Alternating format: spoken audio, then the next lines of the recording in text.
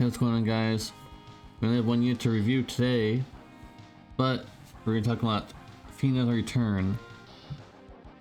So I know a lot of you guys are going to brush it off immediately because it's not a global original unit and it's coming from JP, but let's just see what she has to offer. So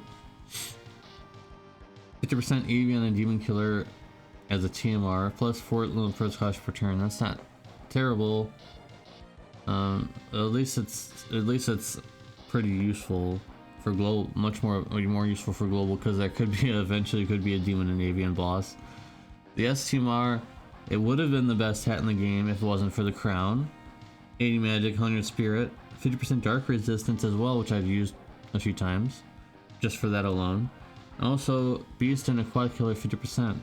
Very good. Anyways, she has some spirit scaling damage. She has triple cast for everything, so that's good. Usually you're kind of restricted on what you can do sometimes with triple cast, but not this time. A lot of auto re-raise abilities, light imbue, light amp, and also light and dark resistance buffs for all allies. 125% demon and human killer for all allies. Not too bad because this, even though it's less than 150%, there's 2 killers there, so it's decent. 30% light amp for Bahamut summon field effect. So if you summon Bahamut, you'll get a 30% light amp, and that stacks with her LB/SLB. By the way, if you're a new player, field effects stack with regular buffs. So the LB is a slightly weaker version of the SLB. So let's just look at the SLB. 30% bow and peril, 40% full stab buff, 30% little burst damage buff, and also 45% light amp.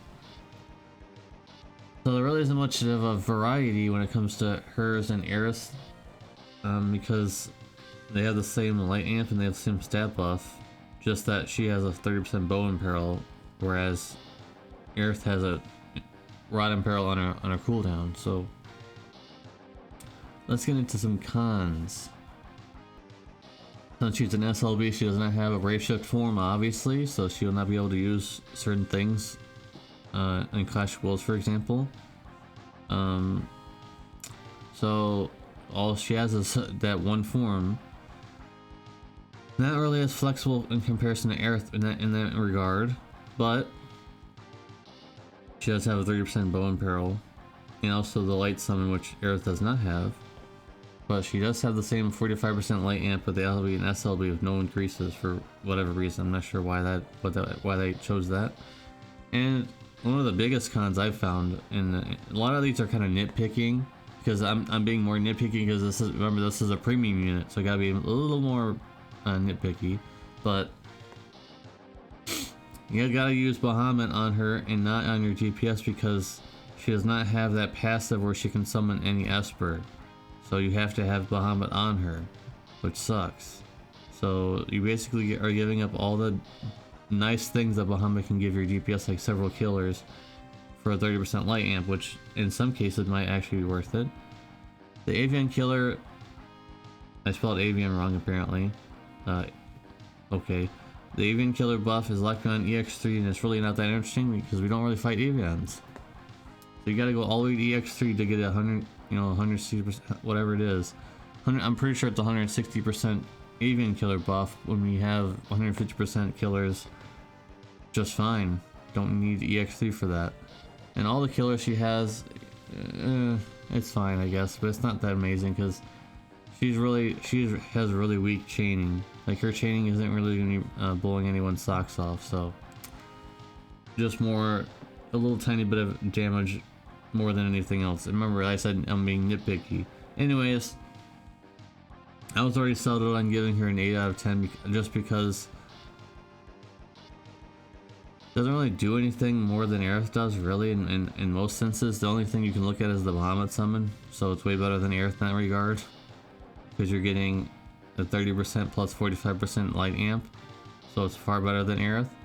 But Aerith does other things too, like tag chaining and whatnot as well. So if you don't have Aerith, maybe you pull for Fina, but I'm going 8 out of 10.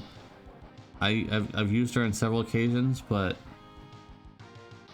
not really useful until EX3, because then you can use her SLB on the turn 3 instead of waiting several turns after.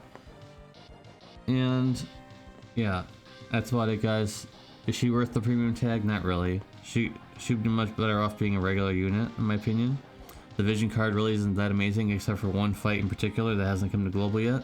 The War Mech, I believe it's called on Global, or will be on Global. The re-raise is really good, but it's really only good for one fight. Literally only good for one fight. So, is she worth a premium tag for a vision card? No. No. The vision card that's only used for one fight is not that amazing. So, 8 out of 10, guys. Thank you guys very much for watching. Appreciate you, and I'll see you in the next video. Peace.